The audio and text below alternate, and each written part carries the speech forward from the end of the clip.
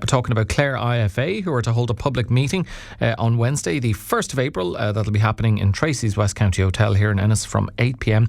All to highlight and discuss the important role of women in agriculture. Guest speaker on the night will include Cynthia Mhurchu, of course, the Fianna Fáil Ireland South MEP, and Teresa Roche, National IFA Farm Family Chair. And I'm joined by two members of IFA Clare and two female farmers in the Banner County. First, Kilmihil farmer Edel Curtin and the Quin farmer Rosaleen O'Reilly. And you're both very welcome to the show. And Edel, you might tell us a bit more about this meeting on Wednesday and why it's such an important event.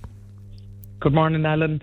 So I suppose the IFA have always recognised the role of women in agriculture across Ireland, and they have brought this meeting to Ennis Wednesday night at 8 p.m. And again, as you said, to highlight and discuss the important role women do play in agriculture, and they're the backbone of agriculture across Ireland. And great to have an MEP like Cynthia Mhurchu in attendance, along with Teresa Roche, who is the IFA National Farm Family Chair, who does great work for families across Ireland. And Rosaleen, why is it so important right now to highlight the role of women in agriculture? Or is it long overdue? Have there been efforts in the past to put a spotlight on the important role you play? Well, yes, it is long overdue. But yeah, this is an issue now that IFA have been dealing with for fairly comprehensively for the last, about 10 years ago. I suppose the work of the Family Farm Committee was kind of unsung for a long time. But then they got very involved in the fair deal, which would be vitally important to farm families, for people at the end of their lives when they have to go to nursing homes. And then, of course, they got very involved in the whole issue of pensions for farm women, people who made a huge contribution on the farm, but when it came time to get their pension, all their work was more or less ignored by the state. So there has been a lot of work going on there to make sure, and it's very important that people would make sure that they had sufficient contributions for their pensions. It's very important. But of course, there's other wider issues of well-being and health, and that's all been addressed by the Farm Family Committee. And I suppose it's very important maybe for all the ladies to come tonight and to, or not tonight now, but to come to the meeting on Wednesday night and speak to Cynthia Mhurchu, because, we have a new CAP scheme coming down the road, and I suppose a lot of questions about farm succession, and to just start the conversation, in farm households about succession. Yeah. And I suppose what really would be very vitally important altogether was that there would be a comprehensive scheme there with a decent retirement pension as part of the new CAP for succession. Because it's vital to get young people, young boys and young girls into farming, because this industry is going to die on its feet if this issue is not addressed. Yeah, and that's certainly farm succession. Anytime we've spoken on agricultural matters in recent times, that has been a key issue. I think the average age of farmers is around 60, so something definitely has to happen there. We've lost over 1 million farmers in the European Union in the last 10 years. So that is definitely farmers. Yeah, something that definitely needs to be looked at. And look, there are other yes, definitely. And there are other challenges as well, which you might touch on. But just to bring Edel back in, and Rosaleen spoke about some of the important work female farmers have done. Is that the I suppose a key point, Edel, that it's their contributions on farms is as crucial as ever, but for some reason it's just a bit more visible now compared to the past. Yeah, definitely more visible, and I suppose maybe we can thank social media for that. There's some great social media farming women out there, and a lot are following them, and they can see better into a family farm and what goes on instead of what's portrayed in the media. So definitely the women are seen as more farming, but yet only 13% of farm holders in Ireland are women.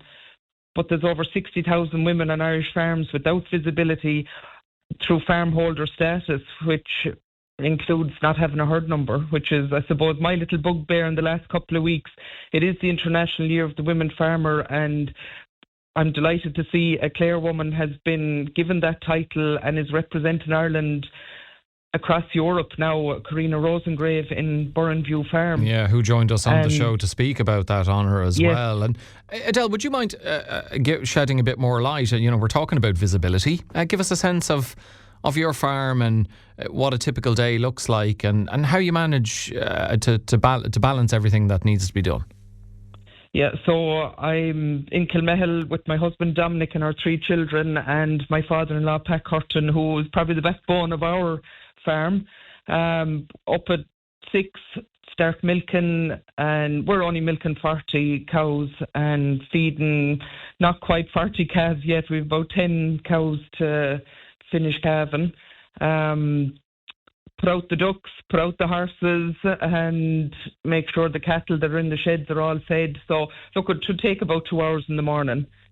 And there'll be 2 to 3 of us. We both work off the farm as well, so there's only ever one with my father-in-law here. So you do need that extra support really to keep things going, because God, I'm sure there's some mornings you don't feel like getting up, but it has to be done, doesn't it?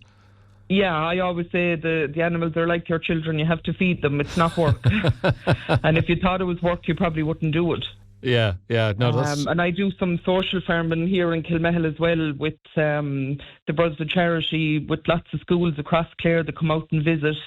West Clare Mental Health come and visit, and our local active retired group here in Kilmihil are regular visitors. And I love that aspect of bringing them back to the farm, because there is a generation at the minute that have lost touch with a farm and access to a farm.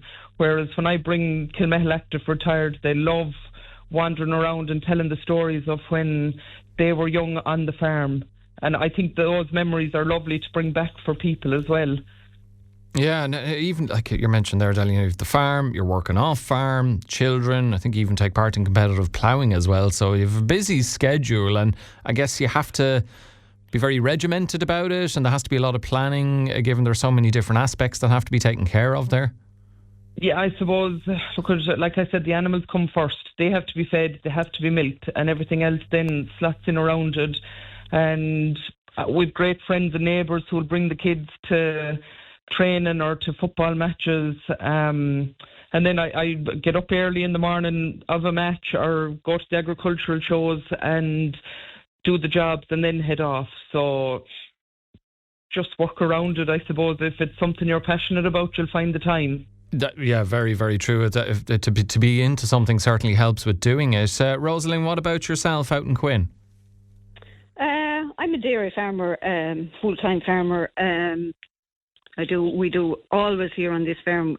They always had milk for the winter, so there'd be liquid milk all the time here. So we'd be milking all the time, and split calving then some in the autumn, which is good really. It kind of spreads the workload for me, and predominantly spring calving. And of course, spring is a busy time of the year, and it's been ever such a long winter. I'm sure everybody knows that at this stage. That's going on. I think I've some animals in the shed, I'd say, for almost 6 months at this stage. They're chomping at the bit to get out, are they? Oh, indeed they are, yeah, but it was quite funny, actually. I opened the gate there one morning and I thought they wanted to go, but they went all right, but they came back in a big hurry when there was a shower. So they know what's good for them. They do. And even though you were a full-time farmer, like that itself is there's more than enough to keep you going. And is as Edel mentioned, the passion. Yeah, you have to be passionate to kind of make it easier to do. Well, yes, because there are 50 things every day that would drive you mad. So if you didn't really like it, I'm afraid you'd find a reason not to do it and follow some other avenue.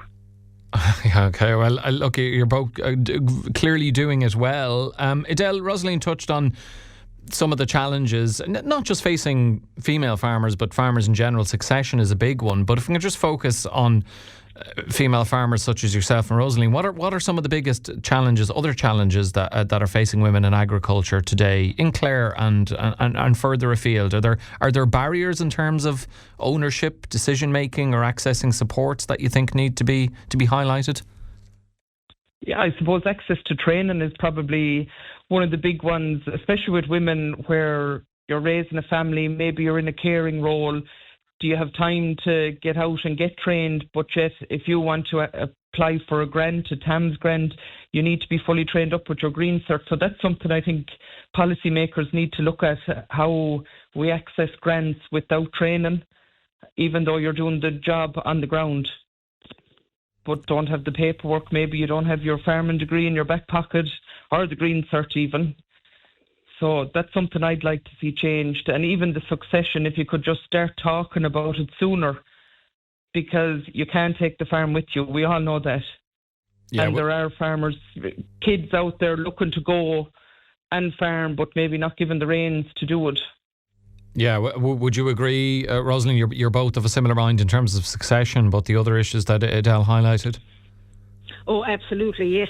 I mean, there's the TAMS grants are there. That whole system is ill thought out and underfunded, that whole TAMS grant thing. So, I mean, that needs an overhaul. It needs an overhaul on costings and it needs an overhaul on access. Edel, there's also growing concern around price pressures, potential price wars. We would have spoken about the government's fuel or energy measures, and I don't think the agricultural sector are overly happy about the reductions in green diesel. They feel they're negligible. The 3 cent, considering it's gone up 50 cent in recent weeks. How worried are farmers at the moment, and do you feel the pressures farmers are feeling are? And obviously, I neglected to mention the fertiliser aspect as well. A lot of that, 30% of that comes through the Straits of Hormuz as well. So are these pressures being fully understood by policymakers, do you think? No, not with what's happening to farmers on the ground. And Clare IFA have organised over the last number of weeks on a Sunday night, and it's an open shout out to farmers across Clare to attend for a cup of tea and a chat in the Banner Plaza at 9 o'clock every Sunday night.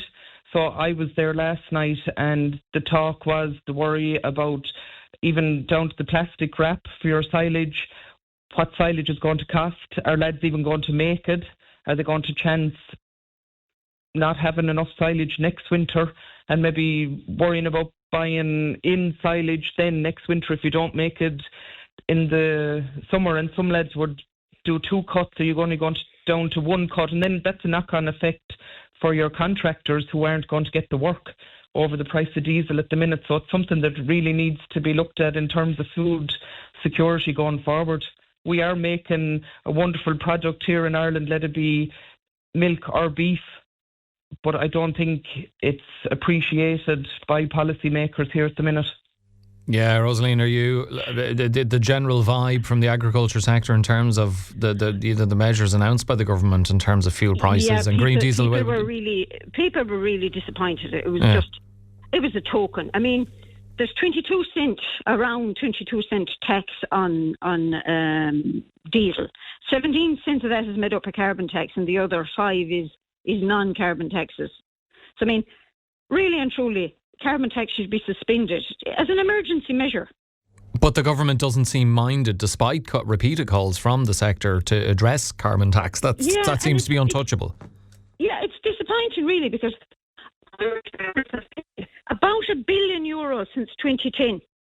And I remember about 10 years ago being up in Dublin at a lobbying session in the Mansion House for the budget, and we got an undertaking that this money would be ring-fenced and it would be used to provide a comprehensive scheme with a decent stream of income, an environmental scheme that every farmer in the country could get into. But that has vanished up in a puff of smoke along with the billions.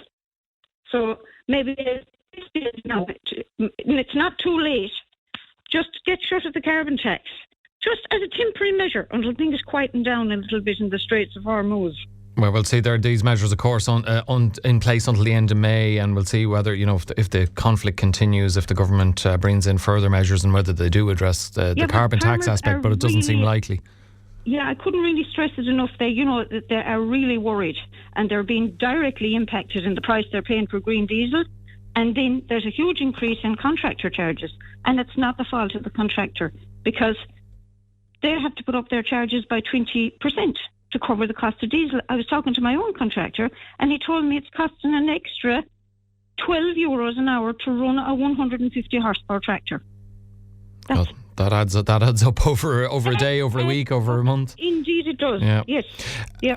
Just to finish, you've both touched on succession and something needing to be done there for both to encourage men and women, younger men and women, to take over farms. Edel, what advice would you have though, focusing on young women who are considering a career in agriculture, and what changes would you like to see to better support women in agriculture? Oh, I would tell them, go for it. If it's something you're passionate about, definitely. There's lots of courses there available in college across agriculture. And maybe go and help on the family farm, maybe your uncle's farm or a neighbour's farm. I have a niece in Tipperary who put herself through college by relief milking. So that's how she started off in her farming career. And just for the supports, I suppose it's for the policymakers to see these 60,000 women that aren't seen at the minute because they have no farm holder status. That's something that I'd love in the International Year of the Women Farmer to be seen. Yeah, final word to you on that, Rosaleen. What advice would you have for them? What do you think could be done to better enable women to get involved in farming? Well, I suppose the access to the grants, and not for women and for all young people, the Young Farmer Capital Investment Schemes on the Thames, that certainly needs to be looked at again, and a substantial increase, a meaningful grant for people to help them. It's a very, very capital intensive business to get started in farming. Okay. And I mean, there are so many people, young men and women, that I know would love to go farming, and not from agricultural backgrounds at all. And as Edel said, there are a lot of avenues there for people to go to ag college, do your green cert, go on, maybe do farm management, go on the farm apprenticeship scheme. There are avenues there for people. And it is, for all the complaining that we do and the concerns that we have, it is a great career on a sunny day. Well, yeah. Oh God, that's another issue. There haven't been nearly enough of those this year so far, but hopefully that'll change soon. But look, I'm sure many of the issues. Farming, I'll just say this much now: that farming is a profession of hope, Ellen. Okay. Well, hopefully there's plenty of that there. I'm sure lots of these issues will be discussed on Wednesday evening, along with many others. That's the Clare IFA public meeting. The venues, Treacy's West County Hotel, this Wednesday from 8 p.m. to highlight and discuss the important role of women in agriculture. My thanks there to two members of Clare IFA, Rosaleen O'Reilly there, the Quin farmer, and the Kilmihil farmer, Edel Curtin.